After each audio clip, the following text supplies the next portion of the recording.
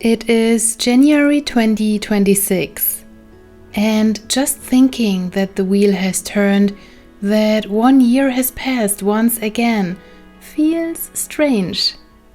Now, only 1 year can change so many things, but sometimes we cannot see the change yet and we become impatient. But here is the thing, some years are meant for growth. They can be bold and loud, but some are for quiet growth. Some aren't meant for growth at all and are rather there to slow us down. Just like the seasons. Now is also the time where we start to check our to-do lists for the year that lies behind us. We balance our self-worth with how much we accomplished last year, and we feel defeated if we didn't check all the things that we once wrote on our lists. But what I learned from the season is, things rarely go as we planned. Just like we may put seeds in the soil in autumn or early spring for a certain flower to grow, maybe this year it doesn't bloom at all, and instead another flower you have never seen before suddenly starts to make its appearance. And the year after, the flower you have sown months earlier suddenly grows more beautiful than you could have ever imagined. 2025 felt like a deep cleansing of habits and ways of being and seeing the world. I mean, in the end, it was the year of the snake, shedding, releasing, letting go of the old. And it was hard. I am not where I wanted to be, but it feels right if this makes sense. Somehow the way I was at the beginning of this year still feels familiar, and yet I have a hard time recognizing this past version of myself now. But the wheel of the year has helped me develop a deep sense of trust, an inner knowing that even when life throws us into darkness, a new path will always emerge. Just as after every long winter, the sun rises again. The wheel of the year has become not only a central part of my practice, but also a way of living, and it has taught me some of the biggest lessons of my life. By observing flowers when the sunlight touched their delicate petals from different angles, I learned to see situations from multiple perspectives and to realize that sometimes solutions exist beyond what I first imagined.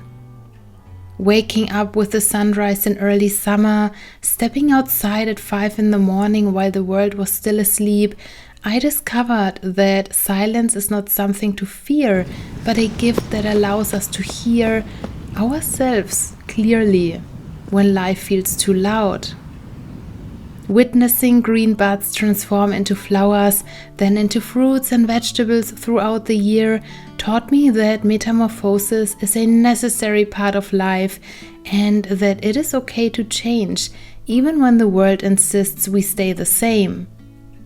Watching hundreds of wild geese leave their familiar home before winter helped me understand that sometimes leaving a place or situation that no longer serves us is the best choice we can ever make for ourselves. And watching the trees release all their leaves in winter showed me that we do not always need to have it all together. Sometimes things must fall apart so that new beginnings can take shape. An empty cauldron is an invitation to fill it with new ingredients for a new spell after all. A new chapter, if you will.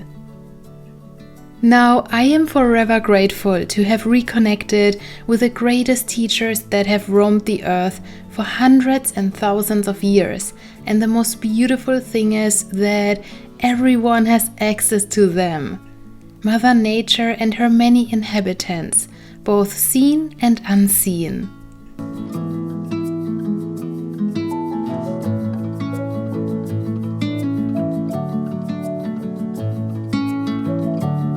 Now, Magical One, if you are not where at the beginning of 2025 you thought you would be, don't be too harsh on yourself. Sometimes all we can do is try our best to feel gratitude for what is already there every single day, even for the small accomplishments that usually go unnoticed. Growth is not always visible or tangible, and then there is the quiet growth of our wishes that are only visible after a period of time when they are ready to present themselves to the world, and they will, just like the little flower bulbs in spring.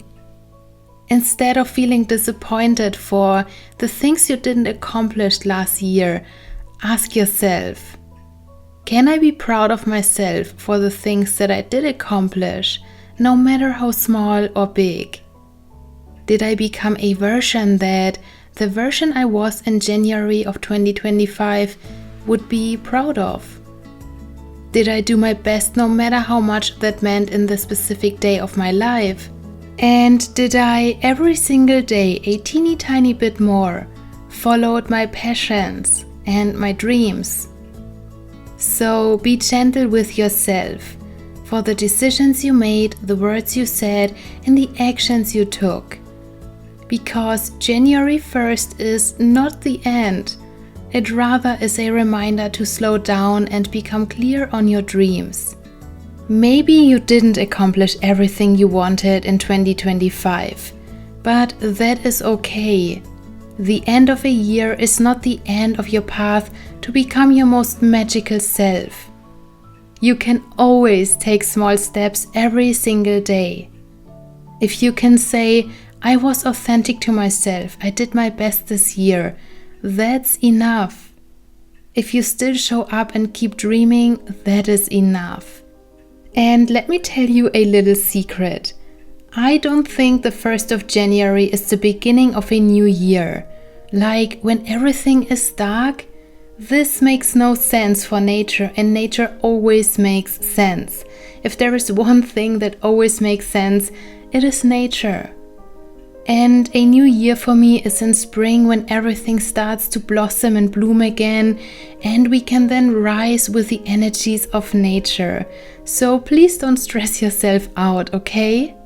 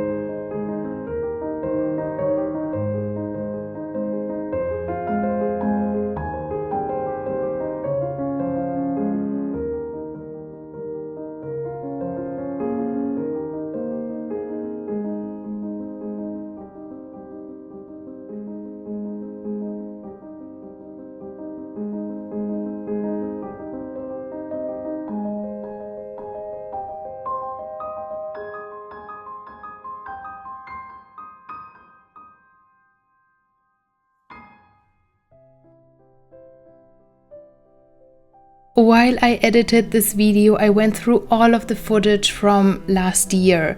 Unfortunately, I lost 2 months. I don't know what happened, but it was beautiful to look back and reflect on my year. I really thought that nothing had changed last year, but seeing all these moments again, I was reminded that that is not true at all. I just realized how much beauty there really was in 2025. All the little flowers I met and forgot about, all the evenings with the most amazing sunsets I have seen, and all the green lushes I soaked in spring and summer, all the summer thunderstorms and all the birds I heard chirping in 2025, all the secrets I heard the trees whisper, all the different skies I have seen. I almost forgot how much I experienced and how much I really changed, and how much I have seen and heard and felt. I also learned in 2025 that growth sometimes also means that something isn't meant to be for me. Learning to let go and take a step back even when it hurts. They say that what is meant for you will always come to you, and I'm doing my best to believe in this with all my heart. And even if things didn't go as planned or my wishes did not come true yet last year, there was a lesson. Maybe this meant learning something about myself and what I truly want from life. And I most certainly learned what I don't want from life. And all of that is invaluable. So yes, this is the end, in a sense. The end of a version of myself that I'm now ready to let go of, just like the trees taught me. But it is not the end to keep dreaming, to keep creating and creating little sparks of light with the videos that hopefully can give you some inspiration, a smile on your face in your daily lives, and videos that make you remember that there is magic in every single one of you. Sometimes you just need to give it a little spark so it can grow into a big steady flame again. I really hope that you have a wonderful magical time, and I cannot wait for all the adventures that we will go on in 2026. Thank you so much for sticking around with me, whether you are new or you have been here with me from the start or something in between. Your support really means the world to me. So I guess now it's 2026, so let's make the most magical year we can. And I will see you again next week. Bye bye!